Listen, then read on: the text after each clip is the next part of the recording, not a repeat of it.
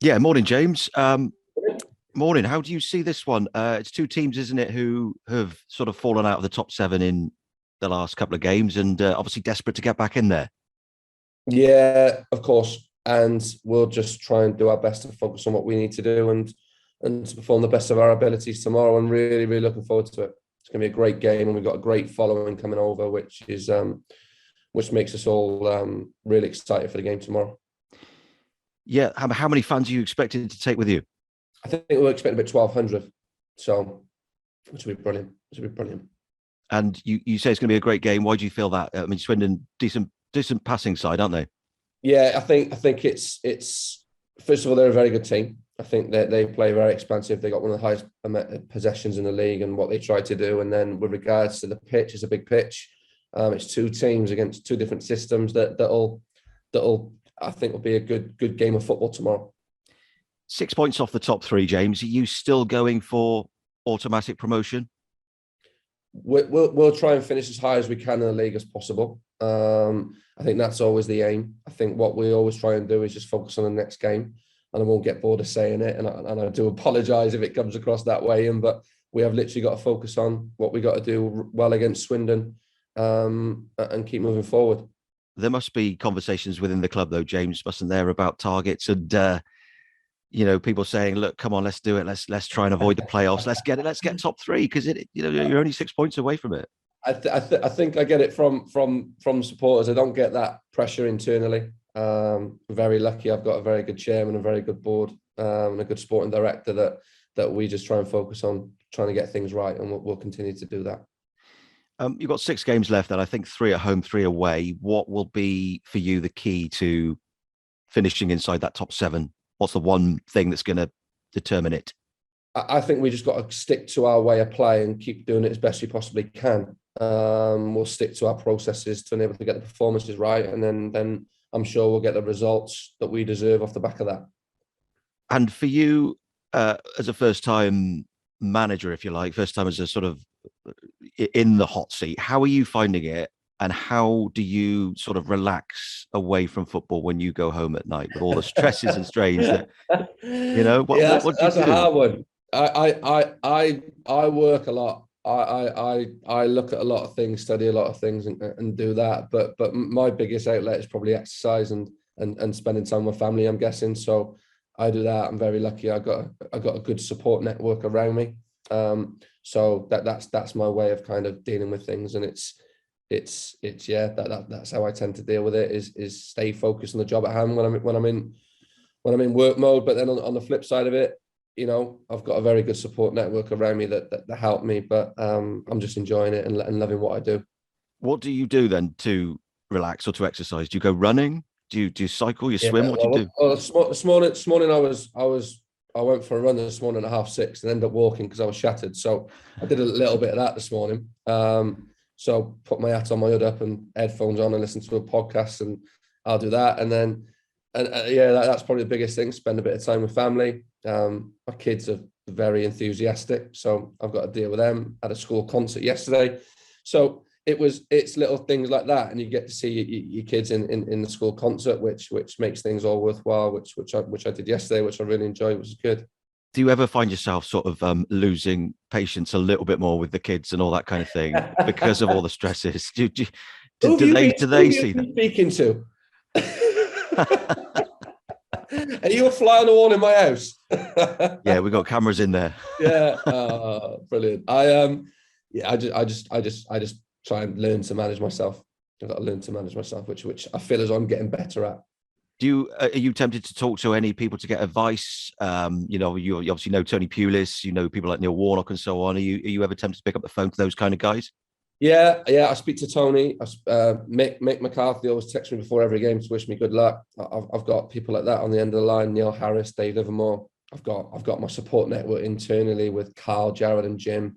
I've worked with some really good analysts at Cardiff and other people around me. So kind of stick to that. Kind of done it the way that I felt was always right since I've been here, and we've done that as a collective, we've done that as a club, and we've tried to move things forward. And you'll always bounce on different people to try and get different bits of advice, and I'll continue to do that. But for me, it's using the staff I've got as well, which are very good staff, and I've got, like I said, I've got a very good support network around me to help me.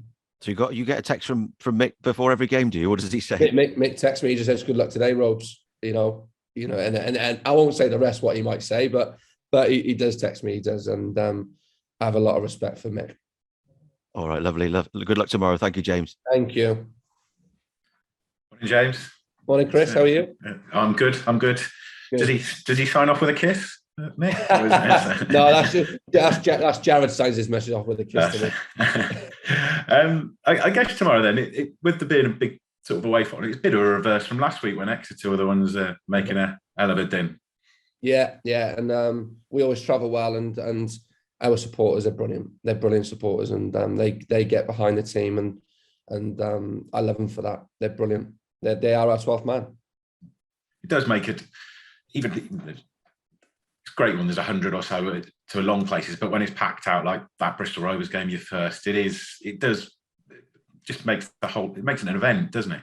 Yeah, it makes the hair stand up my arms now thinking about it, because of what, going back to that Bristol Rovers game, especially when they're right behind you, and they'll be right behind us tomorrow in that corner and around the back of the goal. And now I'm looking forward to it tomorrow. I'm looking forward to our following. I'm looking forward to the game, and trying to put the things we've done all week in training into practice.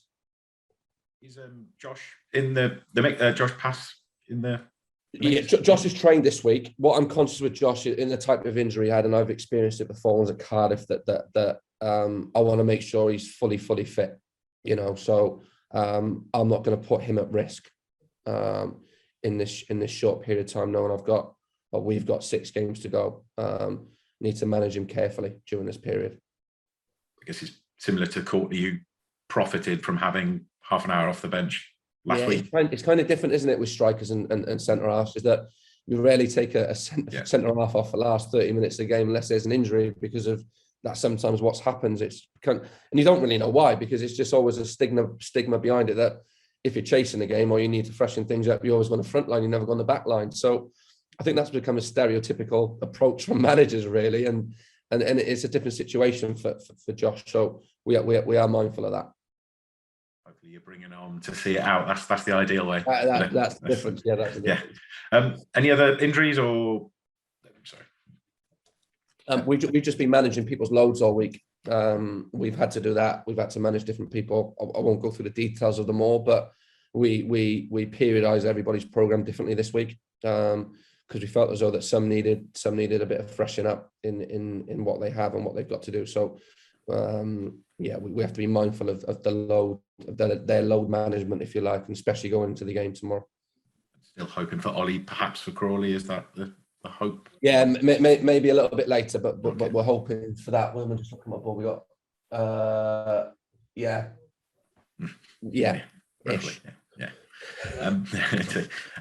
You spoke about Swindon. Do you think it's a case then with them?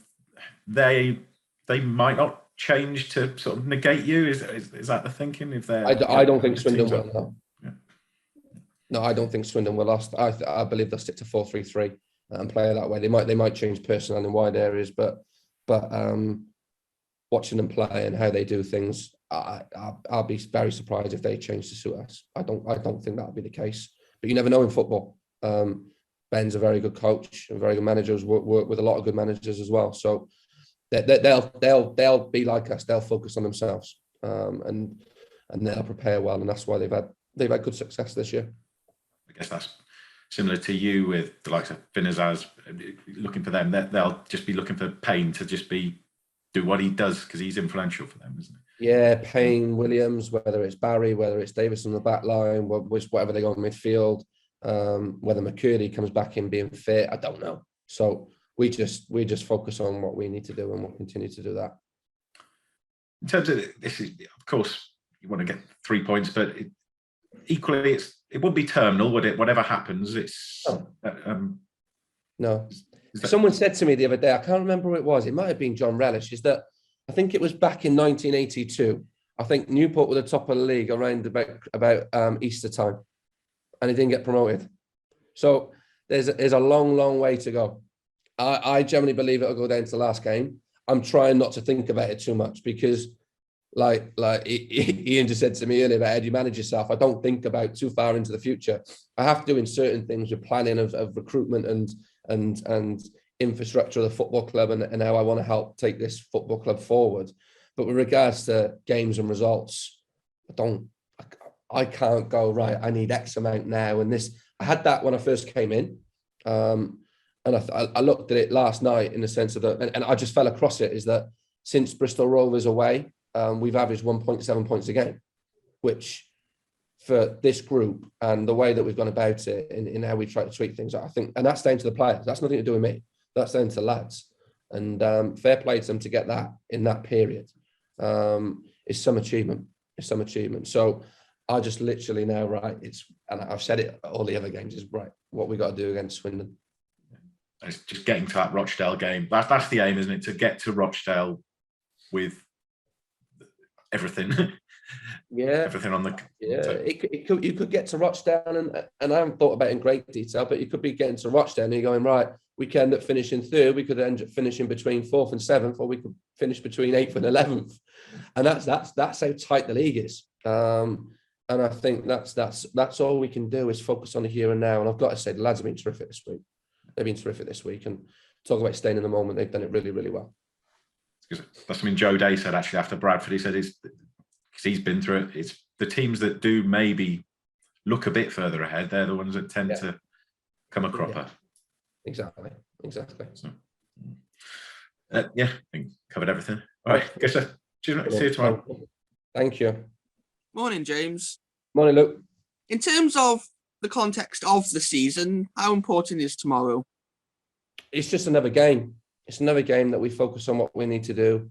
It's kind of, you might say, it's a localish derby where we'll take 1,200 people and fans and supporters, and we just need to focus on what we need to do, and that's what we'll continue to do. Dom Telford hasn't scored in 7 now, I believe, with the return of Courtney Baker-Richardson. Do you think that that drought will be over soon? You don't know, but Dom's been terrific. Dom's played the highest amount of games that he's played in his career. So, you know, he's been terrific over the period of time, and he'll continue to do that. It's just, and different individuals have stepped up along the way to help us, and long may that continue. You mentioned there about how McCurdy might not be available tomorrow. If he isn't available, how much of a boost for you is that? It is what it is. It's kind of, they still got good players. They got Johnny Williams, they've got Barry, they've got Payne, they got Davison on the front line. It's a good team. So we just got to focus on us. And they might say that about players that we got in or out, is they might feel the same, but I'll just focus on what we need to do. You just mentioned about last day antics. Is Mark O'Brien ready to give advice? Say that again, Luke. You mentioned about last day antics. Is Mark O'Brien ready to give advice? He's always here. He's the hero, and he's the saviour, as I keep getting told. So he's always around giving advice. Last one from you, Courtney Senior. How far away are we from seeing him in an amber shirt? I'm hoping. Yeah, I'm hoping that he'll be back full training in the next week or two. Okay, thank you, James.